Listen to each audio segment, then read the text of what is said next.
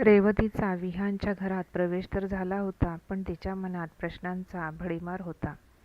त्याचबरोबर आता विहान आपल्याबरोबर काय करणार याची भीतीसुद्धा तिला वाटू लागली होती. तिने आपले घुंगट थोडेसे वर करून पाहिले आणि घरातील दृश्य पाहून ती स्तब्ध झाली. तिच्यासाठी ते घर एखाद्या राजमहालासारखे होते.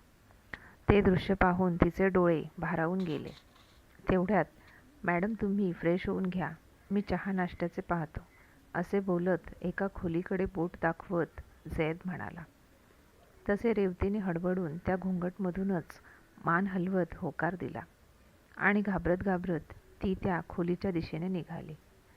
पण दार कसे खोलायचे हा प्रश्न तिच्या मनात असतानाच झैदने पटकन पुढे जाऊन तिला दरवाजा ओपन करून दाखवला व कशाप्रकारे बंद व चालू करायचा ते सुद्धा सांगितले.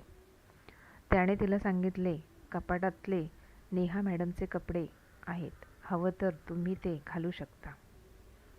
नेहा ही खरं तर विहानची एक्स गर्लफ्रेंड होती.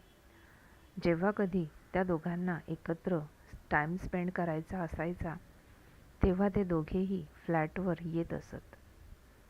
पण आता काही कारणास्तव त्या दोघांमध्ये ब्रेकअप झाला होता आणि नेहा न्यूयॉर्कला तिच्या घरी निघून गेली होती. त्यांच्या याच ब्रेकअपमुळे विहान डिप्रेशनमध्ये गेला होता. तो ड्रिंकच्या आहारी गेला होता. तिच्या आठवणींपासून दूर होण्यासाठी, तिला विसरण्यासाठी, तो झगमगीच्या दुनियेपासून काही दिवस आपले मन हलके करण्यासाठी तो मसुरीला त्याच्या मित्राकडे गेला होता. मसुरीला त्याचा बालपणीचा मित्र राहत होता आणि तो त्याच्याकडे त्याला भेटण्यासाठी तसेच मनातील काही गोष्टी विसरण्यासाठी गेला होता. जाताना त्याने कोणाला काहीच कळवले नव्हते. ब्रेकअपचा त्याच्या मनावर इतका परिणाम झाला होता की तो फक्त तिचाच विचार करत होता. परिणामी तो तिच्या आठवणीने चिडचिडा झाला होता. रेवती बेडरूममध्ये गेली. तितक्यात विहान वॉशरूममधून बाहेर आला. "हाऊ डेअर यू, तुझी हिंमत कशी झाली या रूममध्ये येण्याची?" विहान जोराने ओरडला. त्याच्या या ओरडण्याने रेवती इतकी घाबरली की पुढे काय बोलायचे तिला शब्दच सुचत नव्हते.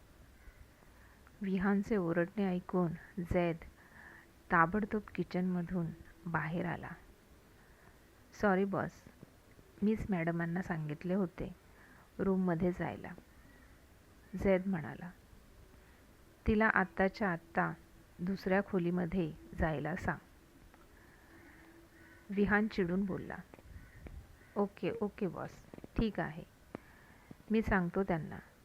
हा सर्व प्रकार पाहून रेवतीला आता रडू आवरेना. रेवतीला आता खूपच भरून आले होते. आपण असा काय गुन्हा केला की आपल्याला अशी वागणूक मिळते हे तिला समजत नव्हते. उर्वरित कथा पुढील भागात. कथा आवडली असल्यास व्हिडिओला लाईक करा आणि चॅनलवर नवीन असाल तर अशाच नवनवीन कथा ऐकण्यासाठी चॅनलला सबस्क्राईबसुद्धा करा. धन्यवाद.